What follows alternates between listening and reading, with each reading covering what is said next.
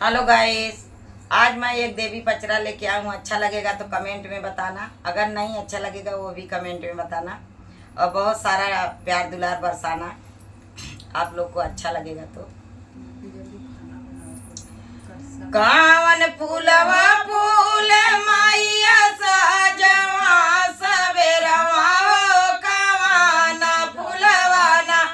फूल ठीक दोपहरिया कावाना फूलवाना कावन फूलवा फूल मैया सजवा सवेरवा कावाना फूलवाना फूल ठीक दोपहरिया कावाना फूलवाना बेला चमेली फूल सजवा सवेरवा अड़ाउल फूलवाना फूल ठीक दोपहरिया अड़ाउल फूलवाना फूल ठीक दोपहरिया अड़ाउल फूलवाना फूल ठीक दुपहरिया अड़ाउल फूलवाना कावन डोलिया लागई मैया सजवा सवेरवा कावाना डोलियाना लागई ठीक दोपहरिया कावाना डोलियाना लागै ठीक दुपहरिया कावाना डोलियाना कावन डोलिया लागई मैया सजवा सवेरवा कावाना डोलियाना लागई ठीक दोपहरिया कावाना डोलियाना लागै ठीक दुपहरिया कावाना डोलियाना काली मैया डोलिया लागई सजवा सवेरवा दुर्गा मैया ना लागई ठीक दोपहरिया दुर्गा मैया ना लागै ठीक दुपहरिया दुर्गा मैयाना लागई ठीक दोपहरिया दुर्गा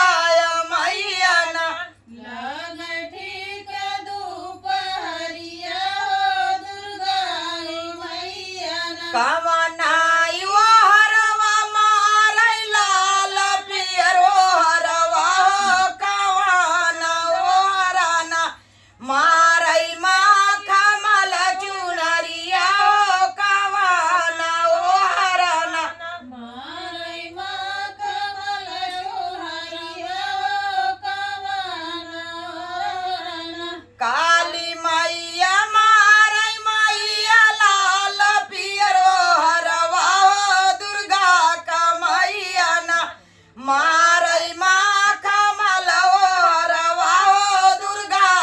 मैया ना मारै माखा मल हरवा